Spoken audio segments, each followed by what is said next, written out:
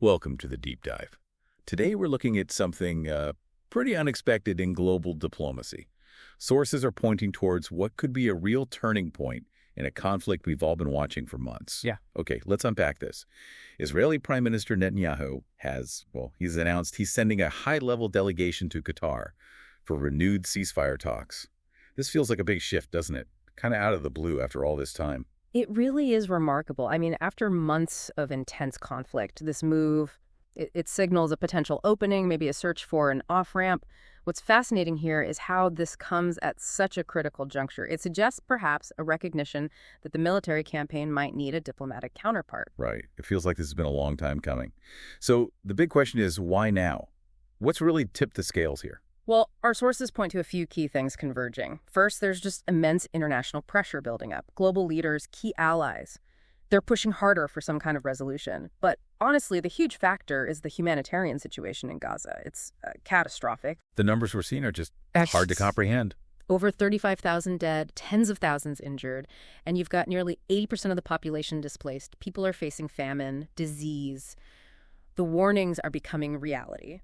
And then you have the domestic pressure inside Israel. Growing criticism of the strategy, yes, but also intense focus on getting the hostages back. That's huge. That human element, the hostage families, their protests have become so visible. Very visible and very powerful. It creates this almost untenable situation politically when combined with the dire news from Gaza and international condemnation. It forces a rethink. Okay, so here's where it gets really interesting for me.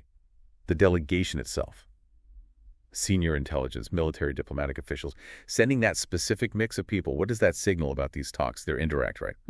Yes, indirect talks, with Qatar mediating with Hamas leadership. Sending such a senior, diverse team suggests this isn't just exploratory. You have the intel and military folks for the hard security details, the operational stuff, troop movements, diplomats for the broader framework. It signals, a serious intent to maybe hash out details. And Egypt and the U.S. are involved, too, behind the scenes. Definitely playing key roles. Sources say they've been crucial in the back-channel diplomacy, enabling these talks even to happen. Qatar's the direct mediator, but U.S. and Egyptian nudges are vital. But even with this delegation, Israel's stated goals haven't changed, according to the sources. Still focused on dismantling Hamas's military capacity and getting all hostages back. Correct. If we connect this to the bigger picture, Israel's core security imperatives remain consistent. That's their public stance, and likely their private one, too. Fundamentally. So where's the potential flexibility then? The sources mention Israel might consider a phased ceasefire. What does that actually look like? More than just like short pauses? Potentially, yes.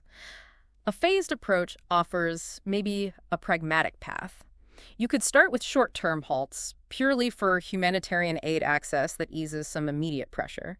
Then maybe subsequent phases could tackle the tougher stuff. Significant prisoner hostage swaps, maybe discussions on longer-term security arrangements, though anything about future governance is still very far off and complex. But this raises the big question, doesn't it?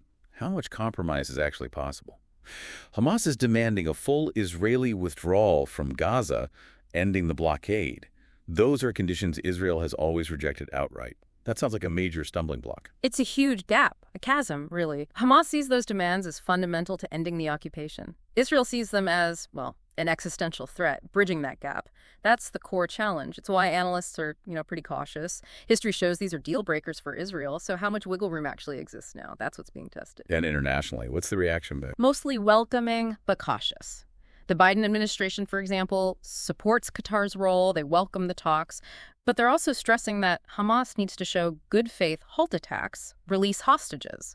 That's the key from their perspective. Good faith in a situation with zero trust. It's tough. Exactly. And it's not universal optimism. Back in Israel, you have deep political divides.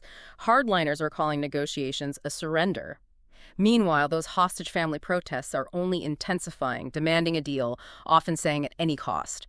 So internally, it's incredibly fraught. So what does this all boil down to for you listening to this? This move towards talks in Doha is significant. It's a shift. It might be a tacit admission, perhaps, from Israeli leadership that the military path alone can't achieve everything, that diplomacy, however difficult, has to be part of the equation. And for the people caught in the middle, Gazans suffering immeasurably, Israeli families desperate for news of hostages, the whole region really on edge, these talks are critical. They could offer a fragile glimmer of hope, Or they could be another painful chapter of diplomatic failure in a conflict that's already cost far, far too much. It really puts the weight of these negotiations into perspective, doesn't it? Thank you for joining us for this deep dive. We'll continue to track this evolving situation.